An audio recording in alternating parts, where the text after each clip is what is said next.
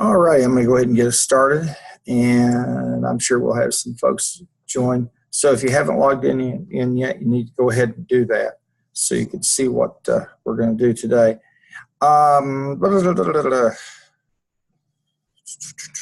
a couple of things we're going to be working on. One of them is the outline. That's the case. That's another case that's out of the and that's out of the Foreman text. And for that outliers, we're going to use the support center XLSX file. So it's the one in the Foreman file. And then we're going to upload the single, the Burger Dome case. It's over in, that one's going to be due. And that's over in the Chapter 11 student files. So we'll talk about it. But before we do that, I do want to talk about the single arbitrary that we worked with last week. And I've got the key to it here somewhere. Yeah. So I'm going to make it visible for everybody. I want to just kind of cover what I was after there. And everybody didn't do too bad of a job. But now, and this is that case that was due last week out of the big text, the Anderson text. So I'm going to download it. And when they talk about single arbitrary, now, as I've mentioned, we're dealing with queuing theory or waiting line theories. And so when they talk about single arbitrary, what the authors are referring to is that we have one place where customers come. In other words, the queue, the line of people waiting to be served, come into one service area or node, if you want to use a technical term. And then we have an arbitrary service time. So they come up, folks come in, the service, it's done, and they go. And again, what I ask you to do is to use the goal seek to obtain the service cost per channel and to assume the waiting cost per unit, and then assume you want to obtain a total cost per period of $2.99. And so what it really boiled down to is just going over into the data, okay, and going into the goal seek, and that's going to be under the scenarios. I guess the formula is, where are you there today? Here it is, the what if analysis. And just use that to set those cells to the values that you wanted to set them. And that's all that we were trying to do, just to start to manipulate it. And now I gave you some assumptions there that the waiting cost per unit was $1.16, okay? And we wanted a total cost, and we have the service cost, so I didn't change yet. And then we wanted to get a total cost of $2.99. Now, I'm going to go ahead and again, we could just play with this, and it was really just simply a matter of using the goal seek, and that's just simply I open up and I set a cell to a certain value. For example, I set this to the value of $2.99. And then I choose the cell I choose the cell that I'm going to change, and that's the variable. And in this case, what did I want to change the unit? The waiting cost, okay, and to get the service. So we'll just do that. And I think, if I'm not mistaken, one of the things I wanted us to do is to go ahead and just kind of play with that. I've got that assumption built in. So I want the service total cost time of $2.99, and for some reason I've decided that's important. So I'm going to do the goal seek, and we'll set that at $2.99, and then I'm going to choose a unit up here. I'm going to do this first in terms of. Let me grab a pencil, because it's almost like an iterative process that you could go through. I think I want to do, I'm just going to make a record here for myself real quickly to coach myself through this a little bit. I'm going to do the arrival rate and the service rate are going to be fixed. I'm going to try to do the standard deviation of service time and see what happens. And its current value, and then I can go back and wrestle around with that. Now, all we're really doing there again is we're just using the goal seek, a simple tool, and we're just doing we're changing one variable, and that's all, to see what we have to do to get there, and the current value is 1.2. All right, now I'm ready to do my what if analysis. So I'm going to grab the goal seek and make that I'll make that 299. Okay, and what cell is that? All right, let's just do this here for a second. That's going to be B9.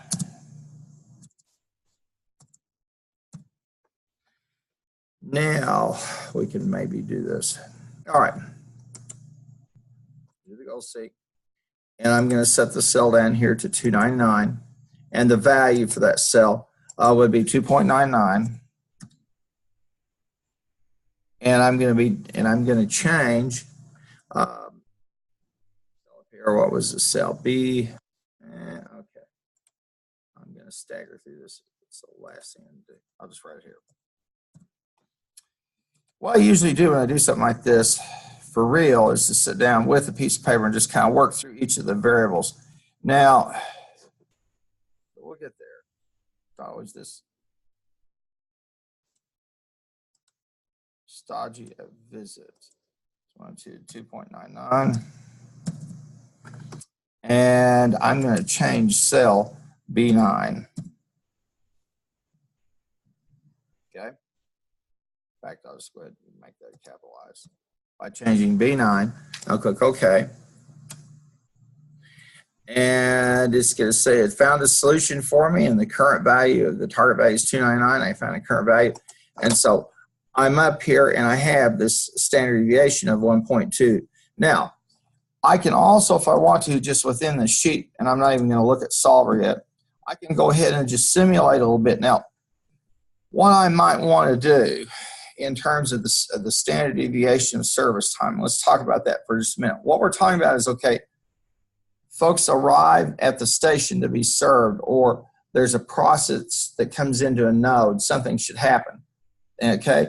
And there's an arbitrary amount of time. Now, just because we believe because we say it's arbitrary, it doesn't mean that it's always going to be like that. We have a goal or a standard and so we're going to try to look at, okay, variations in that. And so for all intents and purposes, we're going to go ahead and we're just going to toy with this just a little bit. And let's see what I get. I'm going to take the standard deviation. Now, before I go any further, I could take the standard deviation, all right, and I could run, I don't know, I could simulate 1,000 of those numbers. I could just go ahead and I could simulate 2,000, doesn't matter, and pull a value, some summary statistic that I think makes sense. Maybe the mode, the average, whatever, to plug into this value right here. Okay. But we're just going to toy with it a little bit and see what it looks like when we change it. So I'm going to take that and I'm going to add that, make that a 1.4, and I'll see what happens down here. Okay, and our total cost per time period equals 311, so it's gone up. Now I'm going to take the standard deviation, instead of 1.4, I'm going to take it down to 1.15, and let's see what happens there. Okay, and again, we're simulating the total cost per time period. Now, what we've seen is that when the standard deviation of the service time goes up, okay, then that means that the total cost per time period goes up, which makes sense. When the standard deviation comes down, the total cost per time period comes down. And that's because the standard deviation reflects the variability within actual service times. Okay? And that's really all there is to it. Now, out in a real world situation, I would probably, and let's take this back to I think it was 1.2 where we wanted to be to get to 299. In the real world, what I'm probably going to do is this: I'm going to use the rand between. Okay, and let me move this jewel out of here, and the rand. I'll choose the rand between. And then if you're uncertain about the formula, what it is, you can just click on the function argument, and it's going to give you a bottom and a top number. And so what I'm going to say is, okay, I'm going to put a bottom number of, I don't know, let's call it 1.05. All right. And I'm going to have a top number of, let's say 1.05 is 0.15 away. So I'm going to put a top of 1.35. So I just basically said that 1.2 that we've got right here is in the middle. I'll click that. Okay, and it's going to give us a value. Okay. And we've run all these different trials. Okay, and we've got a rand between a 1, and it gives us a 2. That's weird. That shouldn't happen.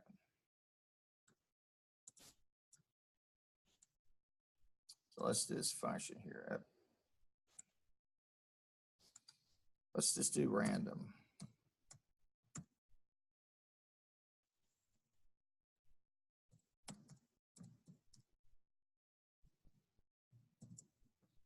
And I want to insert the function. I want random for here. And let's just run that. It's not going to play with me nice today. All right. Let's try the rand between again. I may not have made the band large enough. And go over here to the formula bar.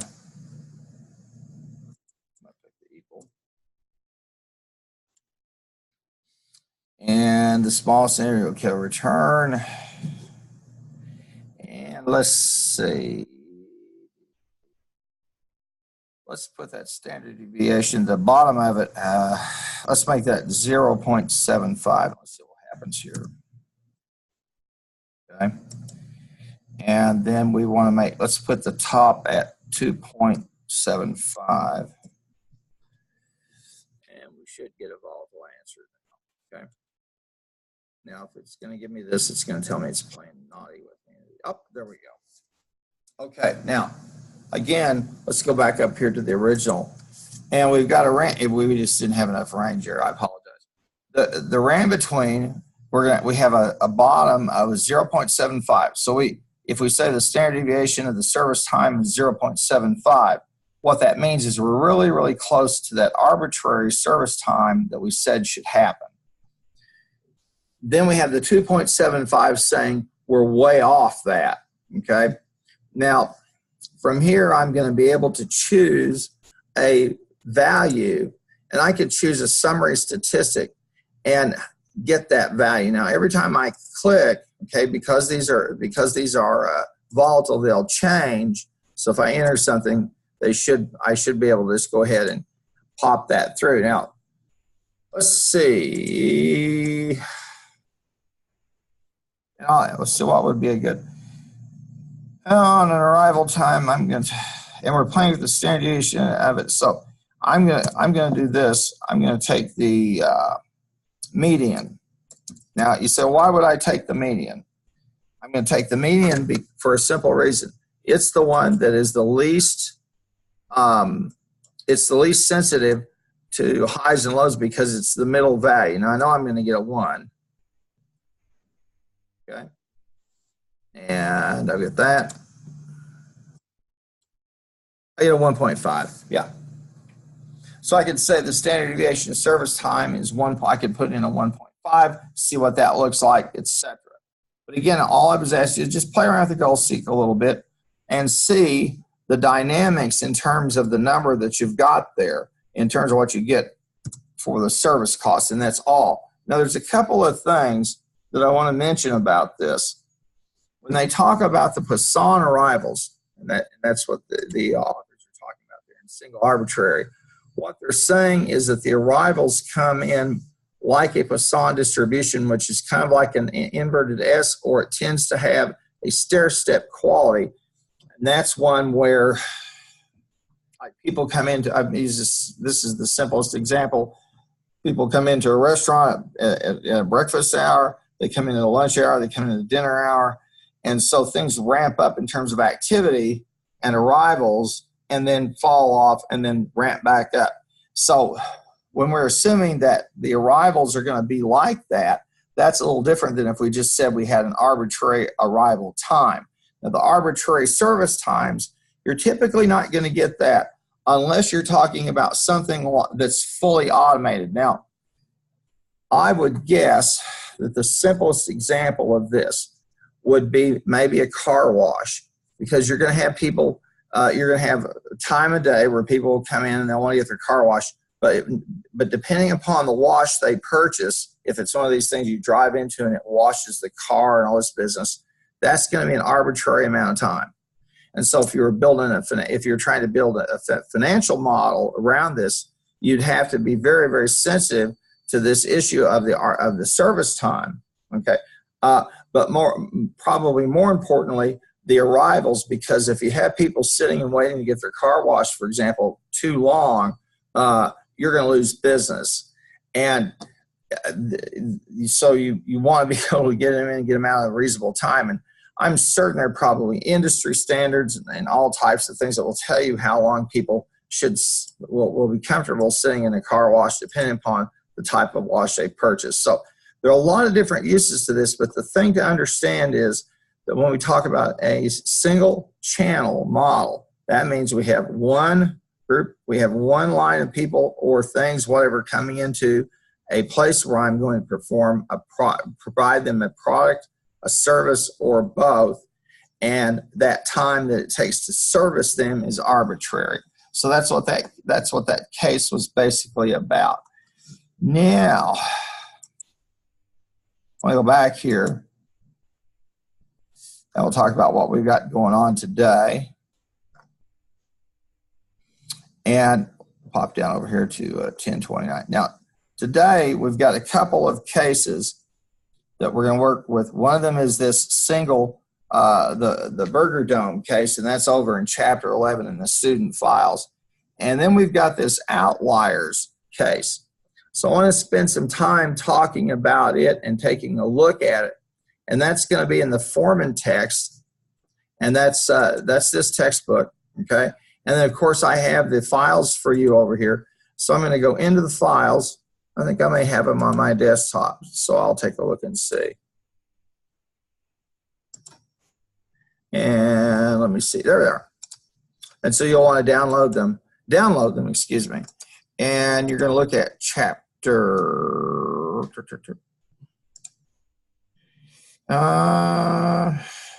the support center. I think it's 4 or 5.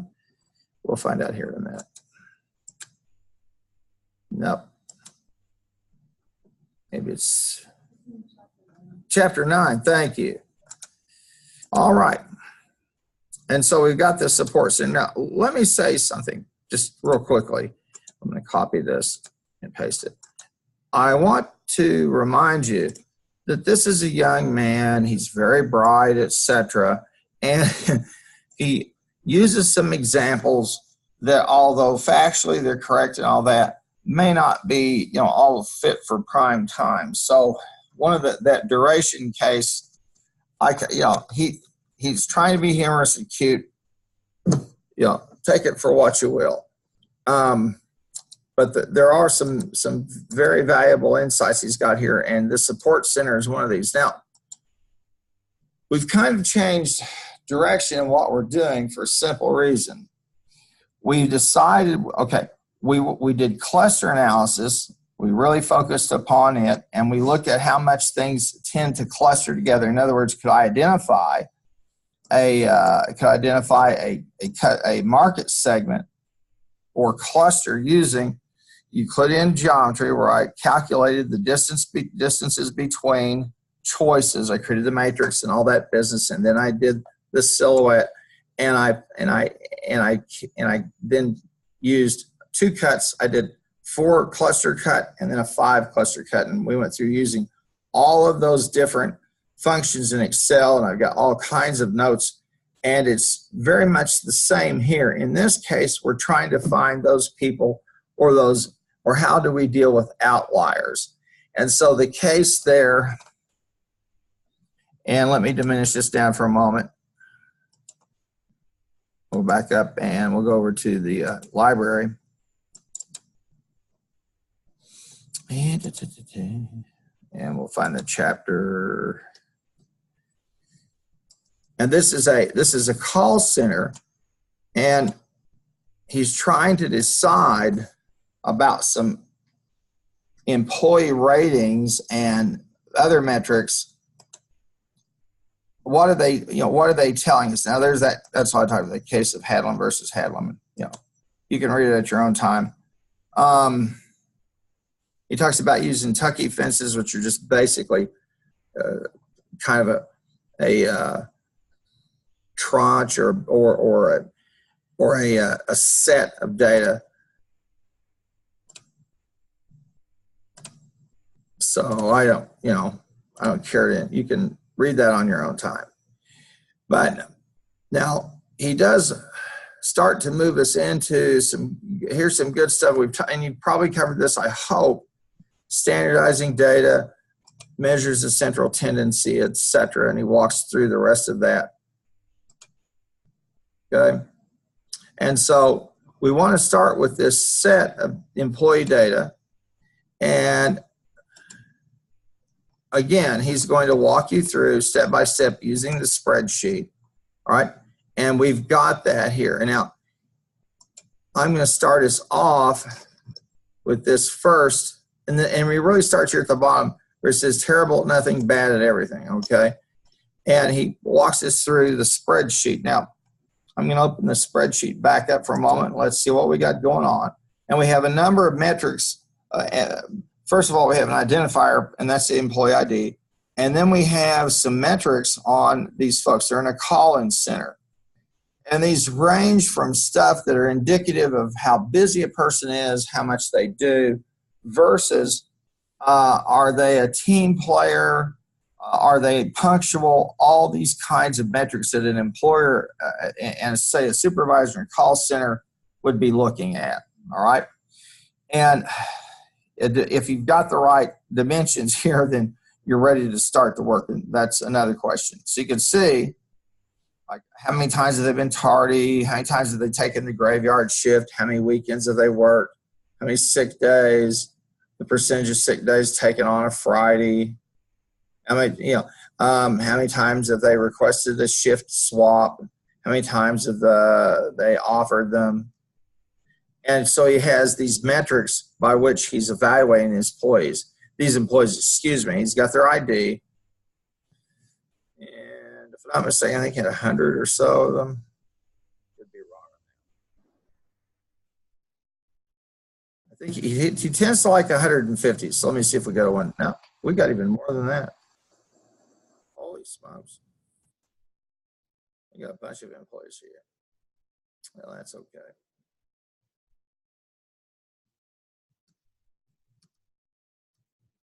Wow. Okay. That's a bit. All righty. We've got 400 employees, excuse me. Now, if you scroll all the way down to row 402, excuse me, you'll see that he starts to work with some summary statistics. And these are measures of central tendency, okay? And statistics is really about trying to figure out how close things are together or how far apart they are from each other. And knowing that, we then try to figure out, did we see something? Is this just something by random chance, or are we getting a signal from the data? And that's where we get into significance testing and all that business. But he's got a central tendency for us, the average number of tickets that people have per day, okay? And then the customer ratings, the number of times they were tardy, graveyard shifts taken. So he's got the mean, which is a measure of central tendency, okay? And then he balances it off with a measure of dispersion, and that's the standard deviation. The standard deviation is exactly what it says it is. It's how much something varies from the mean on average or typical, what's standard. So if in this case, for example, right here, the mean, let's call it 156 for all intents and purposes, and the standard deviation 4.4. So if it's 156, one standard deviation above the mean is going to be 160.4, and one standard deviation below the mean would be 151, whatever.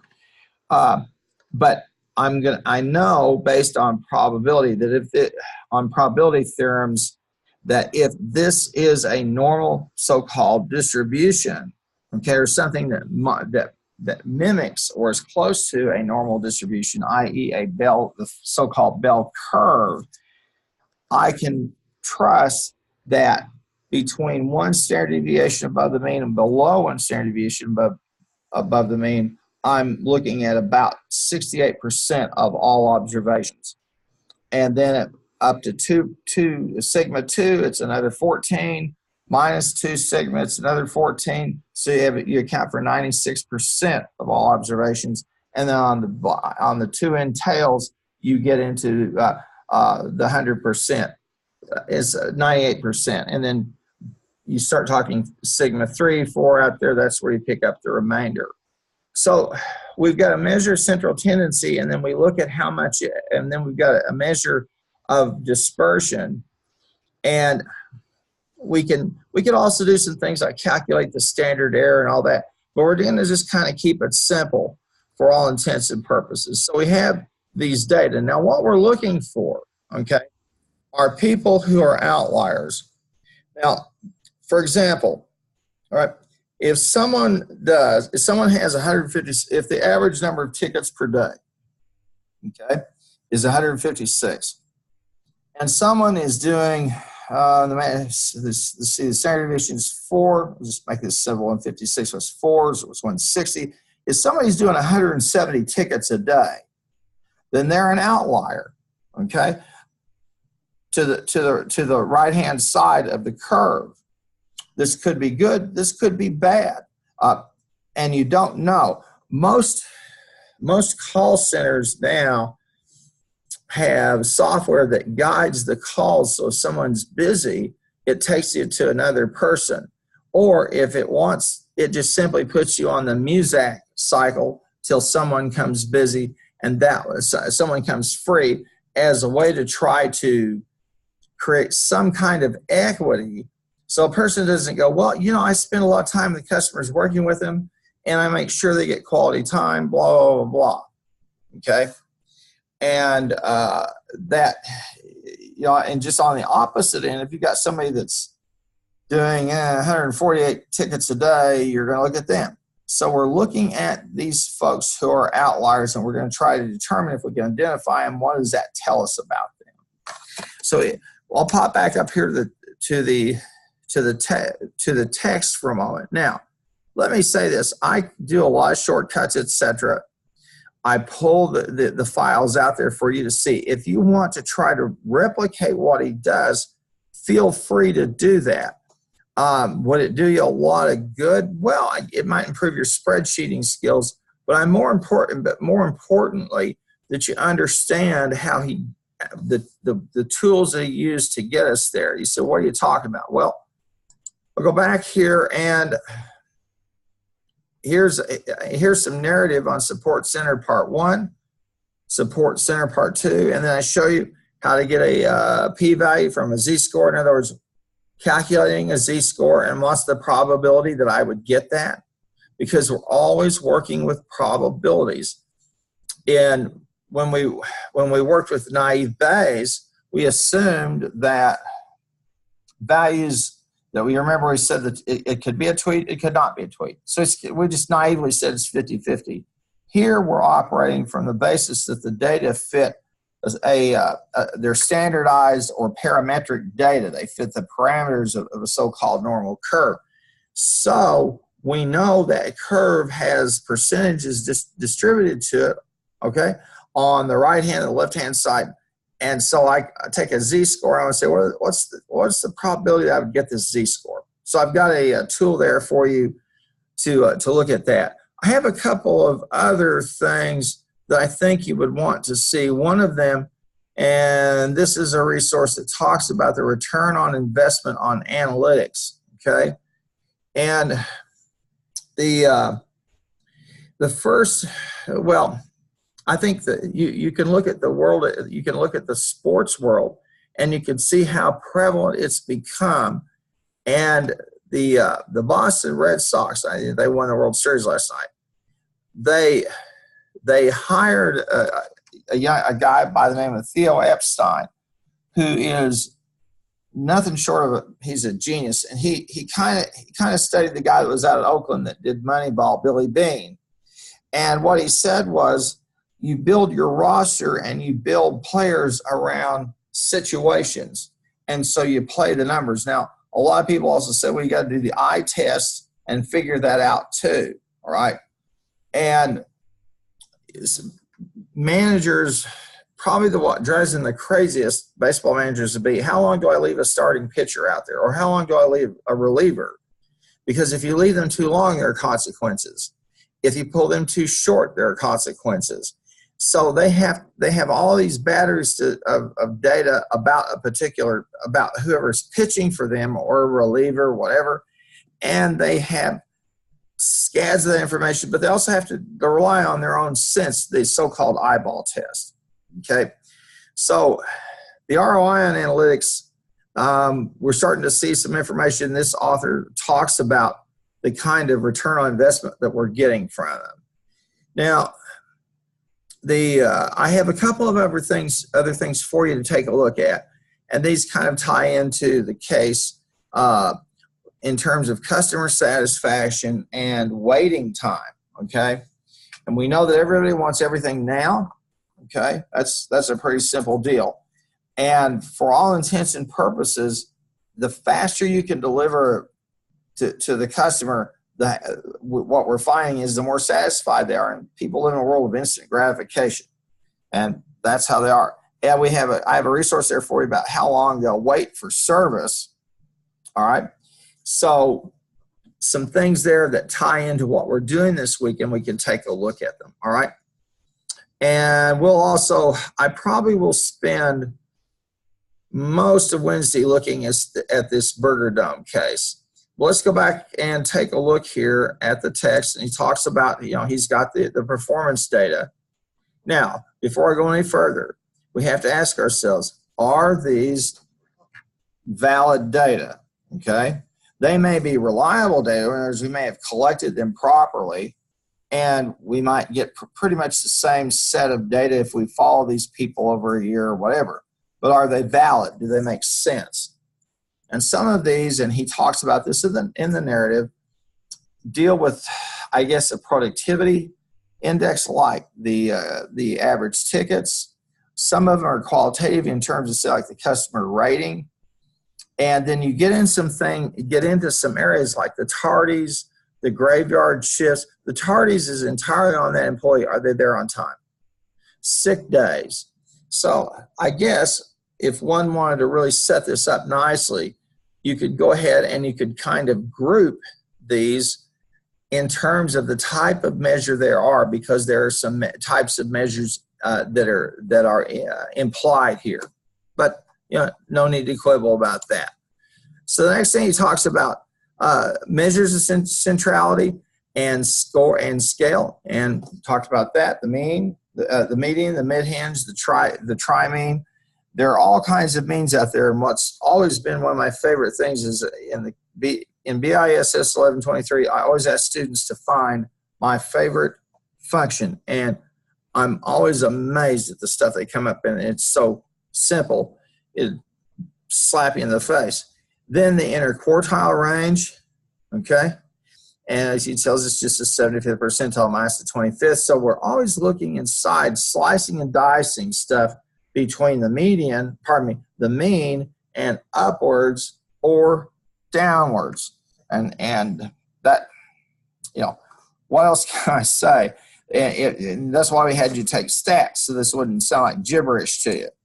Now, he walks you through calculating the average and then the standard deviation for those cases. And there are indeed 400 of them, those records, excuse me. And then you get the mean and the standard deviation for each. And then he says we're going to use the standardize, okay? Now we've got those rows. We've got those all done, okay? And I'm going to bring this size down here to just a scale. And now I'm going to standardize the data. And he shows us using the standardize function, all right? Once we've taken some raw data and we kind of process it, then we have to clean it up. And when I selected this text, when I got some feedback from one of our advisory boards of students who've been out of school 5 or 6 years, so we need stuff on big data. I said, okay. So I tried to find something that was going to be useful for all of us and at the same time understandable and not have to try to teach you R programming or any crazy stuff like that. You can do most of this stuff in Excel. As far as business goes, Excel will handle it. But the second thing is, after we've got the raw data like we have out of the support personnel tab, now we want to standardize them, okay? And that's the same thing you'll recall when we worked with the prior case where we added 1 onto that probability to get that percentage up to a level that was somewhat meaningful. And since we applied the 1 plus that percentage, remember we were doing the cluster analysis, we standardized the data. And here we're using the standardized function, and you want to see it and get it, there it is. And this is the X, okay? And this is the support personnel B2. So this is average ticket per day for this employee 14464, okay? And then we get the mean, okay, and that's down on 402. And so this is the mean for that employee 144624. And then we get the standard deviation, okay? And we convert that into a standardized score. And they give us that score there. Now, this using the function arguments, or what we call the dialog box, is helpful because it will identify the cell that it was drawn from. Now, I can tell this is B2 from the support personnel tab for a very simple reason. The tab is identified with an exclamation point, okay? And then I have the cell reference. Now you'll notice that the B2 is a pure relative cell reference. It's B and a 2. There's no dollar signs. Then we come down to B 402, and we've got a dollar sign in. We've got B and then a dollar sign in front of the row because it's row oriented. And the same story here on the standard deviation. Just a bit of a reminder in terms of that. So we've got some standardized scores, okay? And so now we're moving at a point where we can start to say, okay, I'm going to be able somewhere or the other to compare apples and oranges, all right? And that's what we're doing. Standard scores are exactly what they mean, what they say. They say what they mean.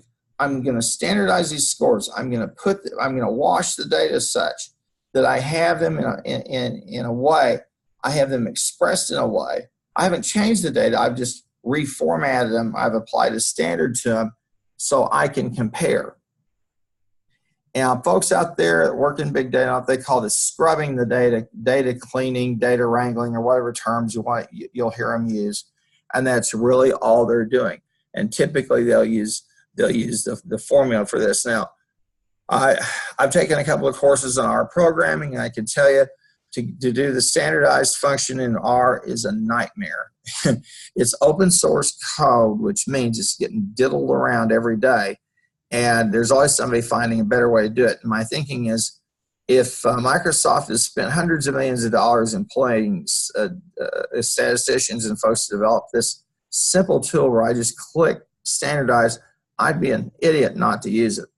Because you probably won't have time around at work to say, oh, I think I'll run the data. And 3 hours later, you have the answer. When you have the tool, you have those functions built in already.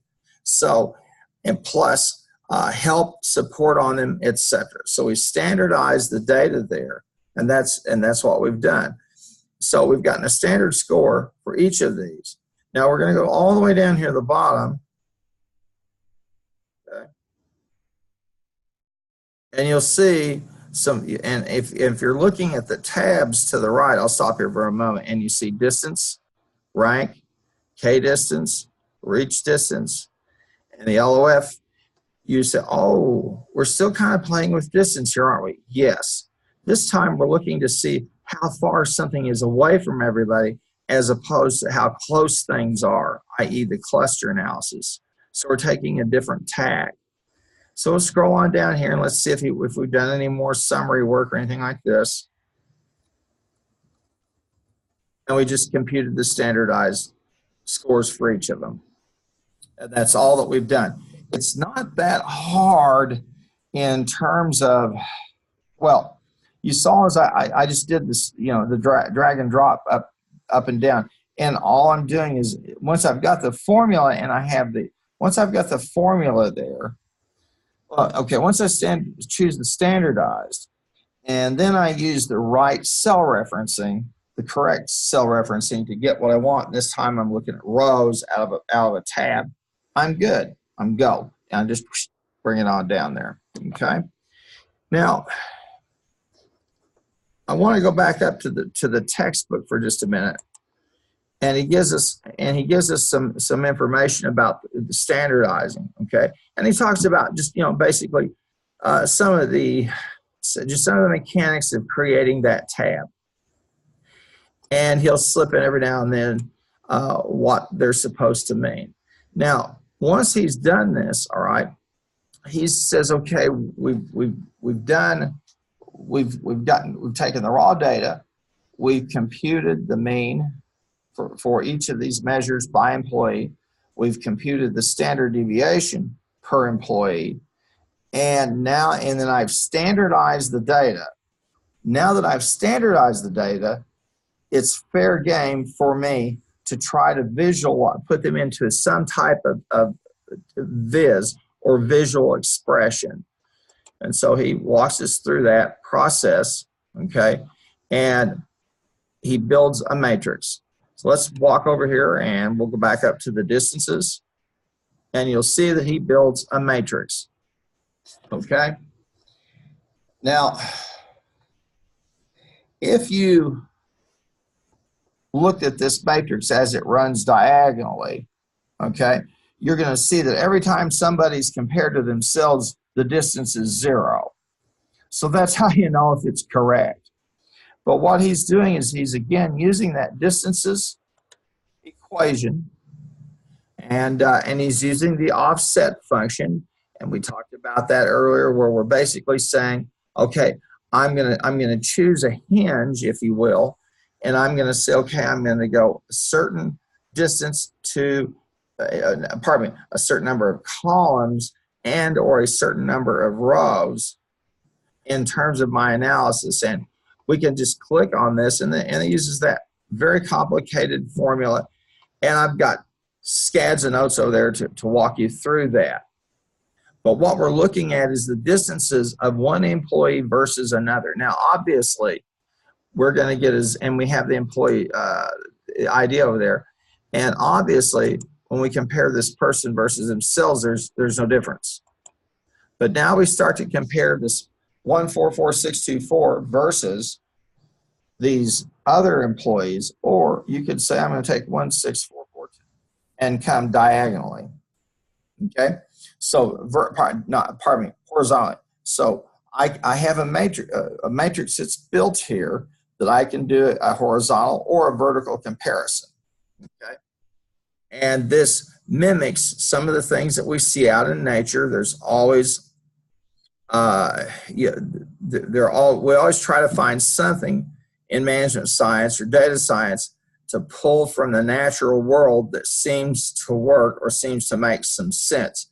I think in the last module, I think if I'm not mistaken, I'd said, hey, you may want to take a look at Voronoi diagrams. I think we might have had that back here. I'd go a little bit later here.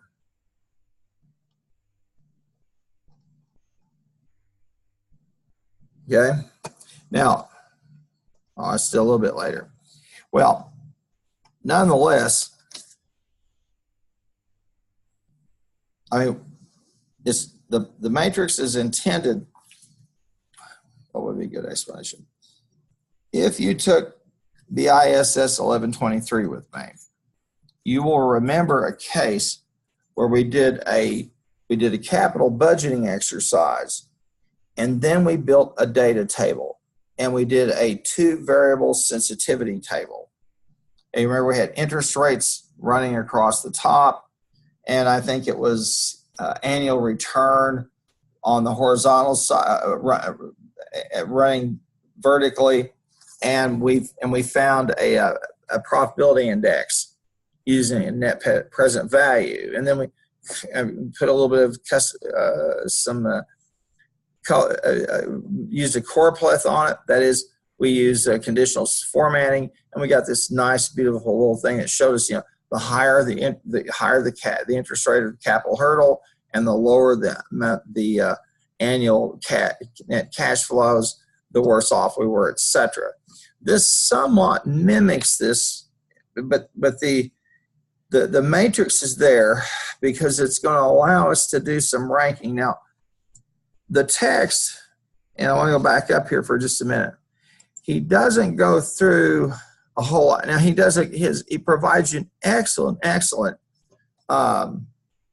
discussion about the offset function and simplifies it to a great extent. But now, as you see, as I mentioned to you, we're back to that Euclidean distance, because we're talking about now this time how far things are apart. Back in chapter 1 of the Anderson text, the big textbook, I can't emphasize this enough. Management science says, okay, I'm going to try to build a model, some type of model. And if I can build a mathematical model, I'm much, much better off because I can manipulate it to an infinite degree, and I can see all the potential or possible outcomes that I can get. And so they always try to ground it in something of that, in some type of theory. In this case, we're using Euclidean distance, okay? And we use it in the prior case in cluster analysis to say how close is stuff together. Well, the other side of the coin is how far are they apart? That's what we're trying to look at here. So we find those outliers, meaning those things that go bump in the night, the stuff that I wouldn't expect, okay? I'll give you a good example, really good example. We have had more high category hurricanes during hurricane season than we've had I think probably close, if not all, of recorded history that we've got in terms of our ability to record that stuff.